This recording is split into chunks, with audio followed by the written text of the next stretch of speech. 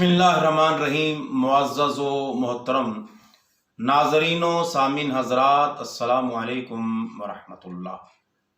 माह सयाम की इन पुरनूर सातों में हम सूरह अल बकरा के मुतल्लिक़ आज की इस नशिस्त में मुख्तसर सा जिक्र करते हैं। सूरह अल बकरा तरतीब कुरान के एतबार से, तरतीब तौक़ीफ़ी के एतबार से इसका नंबर 2 है, मगर तरतीब नुज़ूली के एतबार से, यानी जिस तरतीब से कुरान पाक नाजिल हुआ, इसका नंबर 87 है, 87 नंबर ये सूरा है। सूरह अल बकरा मदनी सूरा है। हजरत अब्दुल्ला बिन अब्बास रदी अल्लाह ताला अन्हु फरमाते हैं कि मदीना मुनव्वरा में सबसे पहली जो सूरा नाजिल हुई वो सूरा अल बकरा है। इस सूरा में 40 रुकू हैं और 286 आयात हैं, 286। इसका नाम बकरा है, बा काफ नुक्ते वाला, रा और आगे गोल हा, बकरा। अरबी में बकरा गाय को कहा जाता है। इस सूरा की आयत नंबर 67 और 73 में यह लफ्ज इस्तेमाल हुआ है, तो इसीलिए इस सूरा का नाम अल बकरा या बकरा है। तो हुजूर सल्लल्लाहु अलैहि वसल्लम ने इस सूरा के फजाइल में बहुत सी अहादीस बयान फरमाई हैं। चंद अहादीस मोहब्बत से समाअत फरमाइए। हजरत अबू हुरैरा रज़ी अल्लाह ताला अन्हु रावी हैं कि मेरे करीम आका सल्लल्लाहु अलैहि वसल्लम ने इरशाद फरमाया, लोगों अपने घरों को कब्रिस्तान न बनाओ, और शैतान उस घर से भागता है जिस घर में सूरह बकरा की तिलावत की जाती है। यह सही मुस्लिम की रिवायत है। इसी तरह हजरत अबू उमामा बाहली रज़ी अल्लाह ताला अन्हु से रिवायत है कि हुजूर नबी अकरम सल्लल्लाहु अलैहि वसल्लम ने इरशाद फरमाया, कुरान पाक की तिलावत किया करो, क्योंकि वो क़यामत के दिन अपनी तिलावत करने वालों की शफाअत करेगा।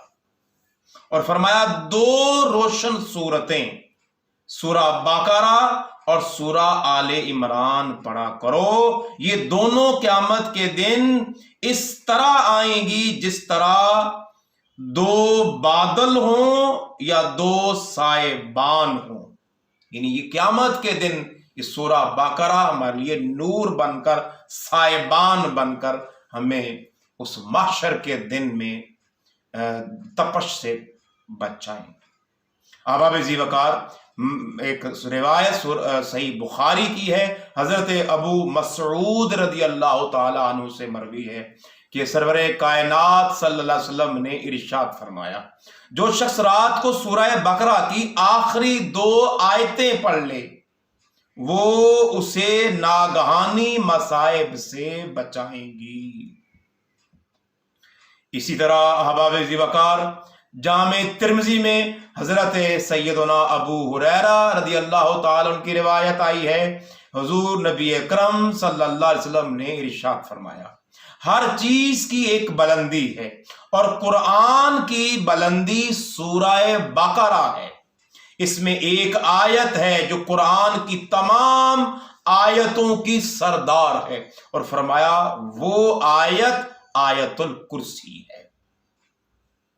अब आप ज़ीवकार ये इसके मुख्तसर से फजाइल मैंने अर्ज किए। अब आते हैं ये सूरह अल बकरा में मज़ामीन कौन कौन से बयान हुए। ये आपको मालूम है कुरान पाक की सबसे तवील सूरा है, तो इसमें मुख्तसर से मज़ामीन का जायजा लेते हैं। कुरान पाक की सदाकत, हक्कानियत और उसके हर तरह के शक्को शुबा से पाक होने को बयान किया गया।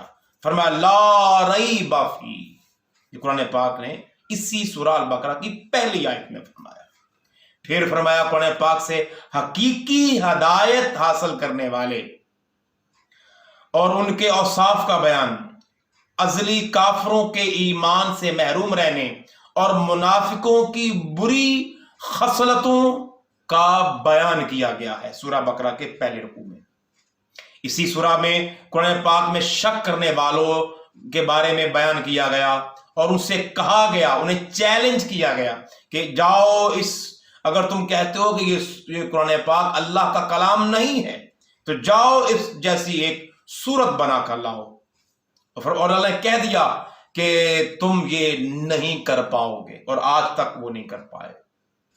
احباب ذی وقار، اسی سورہ بقرہ میں حضرت سیدنا آدم علیہ السلام کی تخلیق کا واقعہ بیان کیا گیا اور انہیں مسجود ملائکہ جو ٹھہرایا گیا، فرشتوں کے سامنے ان کی شان بیان کی گئی کہ انہیں اللہ نے علم عطا کیا، اس کا ذکر ہوا ہے۔ اسی سورہ بقرہ میں خانہ کعبہ کی تعمیر کا بیان ہوا کہ خانہ کعبہ کی تعمیر حضرت سیدنا ابراہیم علیہ السلام نے کی، حضرت اسماعیل علیہ السلام آپ کے لخت جگر آپ کے ساتھ تھے، اور بعد ازاں آپ نے دعا کی، اس کا بیان ہوا ہے۔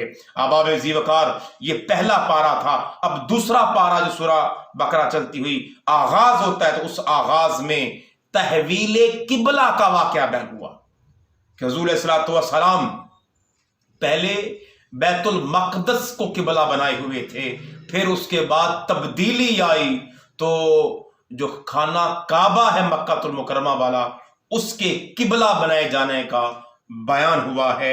اسی طرح اسی سورہ میں عبادات اور معاملات کا ذکر ہے، احکامات آئے، اس میں نماز قائم کرنے، زکوٰۃ ادا کرنے، روزوں کی فرضیت، خانہ کعبہ کا حج کرنے، جہاد کرنے، دینی معاملات میں قمری مہینوں پر اعتماد کرنے، اللہ کے رستے میں خرچ کرنے، ماں باپ اور رشتہ داروں کے ساتھ، یتیموں کے ساتھ، بیواؤں کے ساتھ اچھا سلوک کرنے کا بیان ہوا ہے۔ اسی سورہ میں نکاح کے احکام بیان ہوئے، طلاق کے احکام بیان ہوئے، رضاعت کے، عدت کے، بیویوں کے ساتھ ایلا کرنے، جادو ٹونا قتل اس کا ممانعت، اور حرام مال کمانے اس کی ممانعت، اور شراب، جوا اور سود اور حیض کے احکامات بیان ہوئے ہیں۔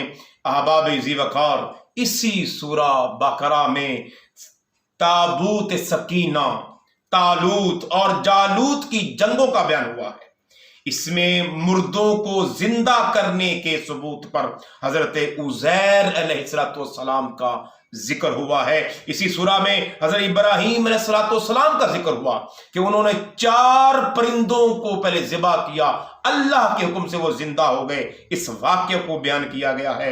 اسی سورہ میں اللہ رب العزت نے ہمیں یہ بھی تلقین کی ہے کہ لوگوں اگر گناہ کر لو تو اس کے بعد اللہ کے حضور توبہ کرو، تو توبہ کا بیان ہوا ہے، اللہ سے رجوع کرنے کا بیان ہوا ہے، اور کفار کے خلاف مدد طلب کرنے کی طرف مسلمانوں کی توجہ دلائی گئی ہے، اور مسلمانوں کو قیامت کے دن سے ڈرایا گیا ہے۔